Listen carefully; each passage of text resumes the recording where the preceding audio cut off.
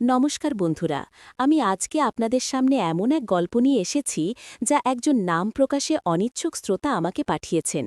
গল্পটি খুবই আবেগপ্রবণ এবং গভীর। আজকের এই গল্পটি আমার চ্যানেলে সাবস্ক্রাইব করা শ্রোতাদের জন্য একটি বিশেষ উপহার। যারা আমার চ্যানেল সাবস্ক্রাইব করেননি তারা দ্রুত সাবস্ক্রাইব করে ফেলুন, কারণ গল্পের কোনো এক ফাঁকে আপনাদের জন্য একটি বিশেষ চমক থাকবে। হ্যাঁ, আমি আমার ব্যক্তিগত আইএমও নাম্বারটি দেব, তাই নাম্বারটি পেতে হলে পুরো গল্পটি মনোযোগ দিয়ে শুনতে হবে। আমার নাম অনন্যা, বয়স ৩৩। আমার পরিবারে আমি, আমার মা, বাবা আর আমার ছোট ভাই রাহুল। রাহুলের বয়স ২৫। আমাদের পরিবারটি ছিল এক সাধারণ বাঙালি পরিবার, মধ্যবিত্ত সাদামাটা জীবন, কিন্তু ভালোবাসা ছিল অফুরন্ত। বাবা ছিলেন সরকারি চাকুরিজীবী, মা ছিলেন গৃহিণী, আর রাহুল সে সবেমাত্র চাকরি শুরু করেছিল। আমি বিবাহিত ছিলাম, কিন্তু কয়েক বছর আগেই আমার স্বামী সড়ক দুর্ঘটনায় মারা যায়। তারপর থেকে আমি বাবার বাড়িতেই থাকতাম, নিজের মতোই। রাহুল ছোটবেলা থেকেই একটু অন্য রকম ছিল, আর একটু বেশি আদুরে।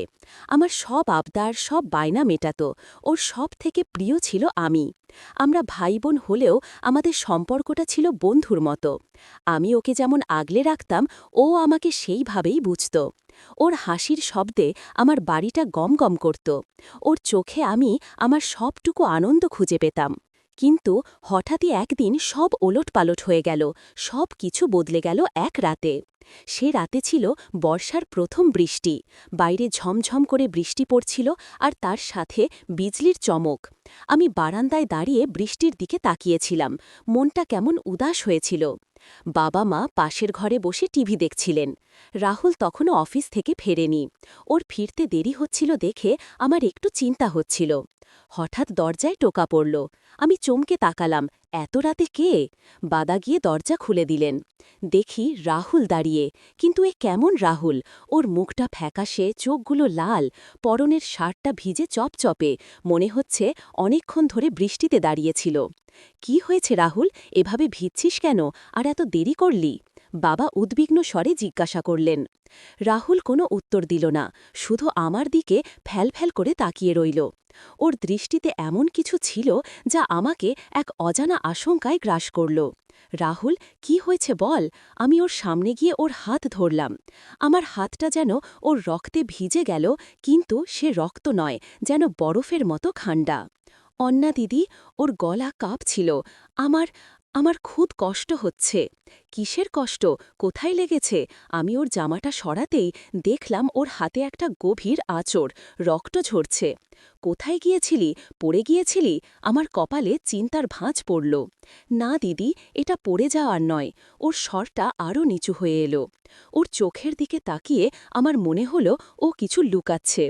বাবা মা এগিয়ে এলেন। ওর এই অবস্থা দেখে তারাও চিন্তিত। রাহুলকে ধরে ভেতরে নিয়ে এলাম।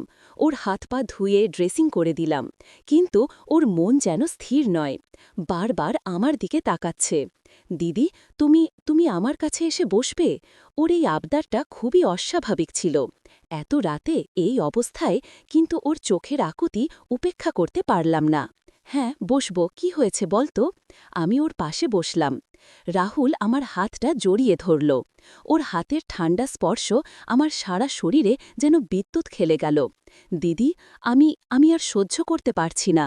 কি সহ্য করতে পারছিস না, খুলে বল। দিদি, তুমি তুমি ছাড়া আমি আর কিছু ভাবতে পারি না। আমার আমার তোমাকে ভালো লেগে গেছে, খুব ভালো লেগে গেছে। ওর কথা শুনে আমার মাথায় যেন আকাশ ভেঙে পড়ল। এ কি বলছে রাহুল? এ আমার ছোট ভাই, আমার পেটের ভাই। ওর এই অনুভূতি কি সম্ভব? আমি ওর মাথায় হাত বুলিয়ে দিলাম। রাহুল, তুই কি বলছিস? এসব হয় না, তুই আমার ভাই। আমি জানি দিদি, কিন্তু কিন্তু আমার মন যে শুনছে না। যেদিন থেকে তুমি আবার বাবার বাড়িতে এসেছ, সেদিন থেকেই আমি তোমাকে দেখছি। তোমার সব কিছু, তোমার কান্না, তোমার একা থাকা, তোমার কষ্ট, সব আমাকে ছুঁয়ে যায়।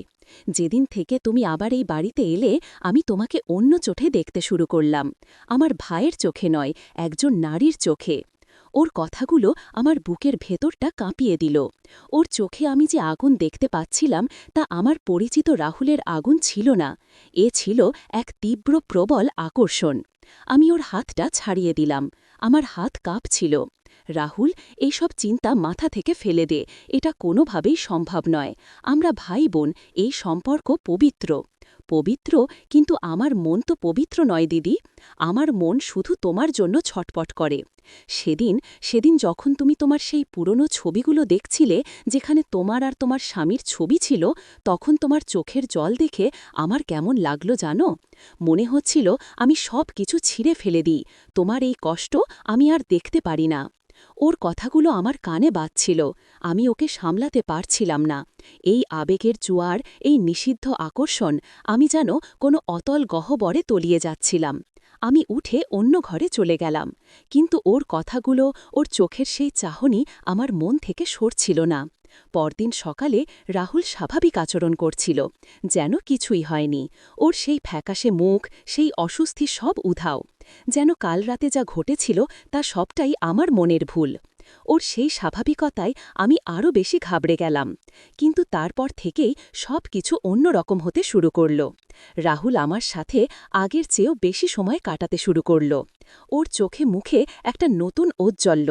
মাঝে মাঝে ও আমার দিকে এমনভাবে তাকাত যেন আমি ওর সবটুকু বুঝে নিচ্ছি।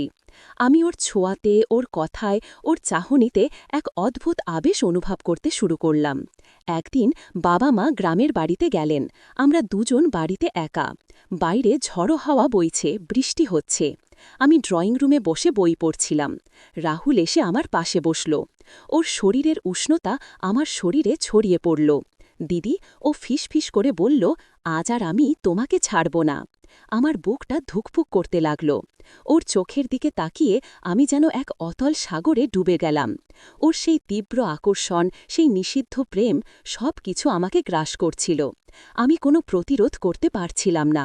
আমি যেন ওর চুম্বকের মতো টানে নিজেকে হারাতে বসেছিলাম। রাহুল, না, আমি ক্ষীণ স্বরে বললাম, চুপ দিদি, আজ শুধু আমি আর তুমি। ও আমার ঠোঁটে ঠোঁট চেপে ধরল।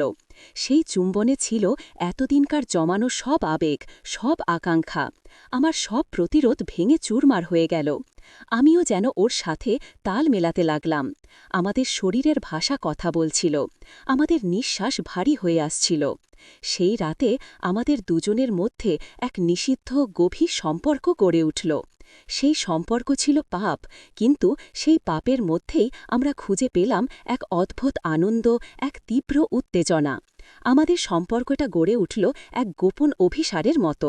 দিনের পর দিন, রাতের পর রাত আমরা সেই নিষিদ্ধ রোমাঞ্চের গভীরে তলিয়ে যেতে লাগলাম।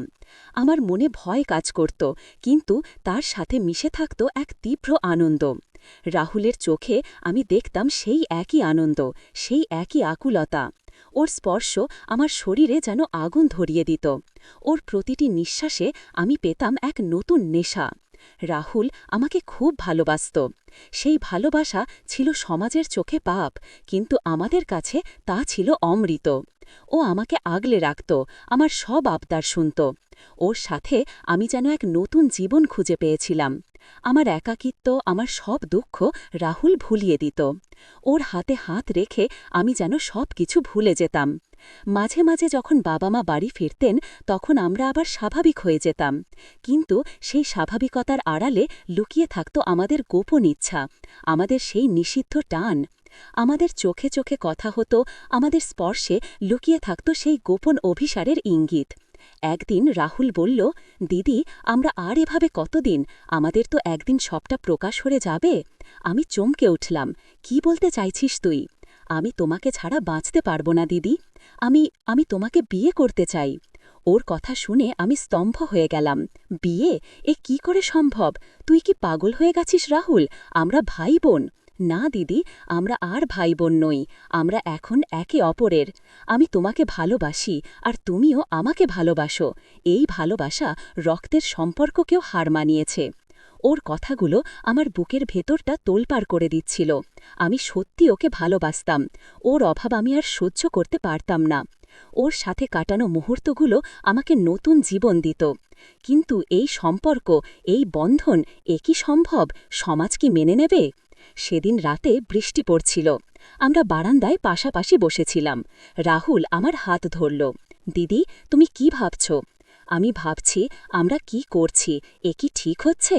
ঠিক বেঠিক সমাজ ঠিক করে। আমাদের ভালোবাসা কি ভুল? তোমার কি মনে হয় আমি তোমাকে ভালোবাসি না? তোমার কি মনে হয় আমি এই মুহূর্তগুলোর জন্য অপেক্ষা করি না? ওর চোখের গভীর অন্ধকারে আমি আমার হারিয়ে যাওয়া সবটুকু খুঁজে পেতাম।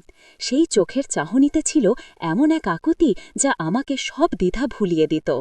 আমি ওর দিকে তাকালাম, ওর মুখে আলতো করে হাত রাখলাম। আমি জানি রাহুল, আমিও তোমাকে ভালোবাসি। এই কথাটি বলার পর আমাদের মধ্যে এক নতুন অধ্যায় শুরু হলো। সেই অধ্যায়ে ছিল আরও গভীর প্রেম, আরও তীব্র রোমাঞ্চ। আমরা একে অপরের আরও কাছে চলে এলাম। আমাদের শরীরের প্রত্যেকটা স্পর্শ, প্রত্যেকটা নিঃশ্বাস যেন নতুন করে কথা বলছিল। একদিন আমরা যখন আমাদের সেই গোপন অভিসারে লিপ্ত ছিলাম, হঠাৎ দরজায় কড়া নাড়ার শব্দ। আমরা চমকে উঠলাম। কি আসতে পারে এত রাতে? বাবা মা তো গ্রামে। রাহুল দ্রুত উঠে দরজার দিকে গেল। আমি ভয়ে উত্তেজনায় কাঁপতে লাগলাম। কি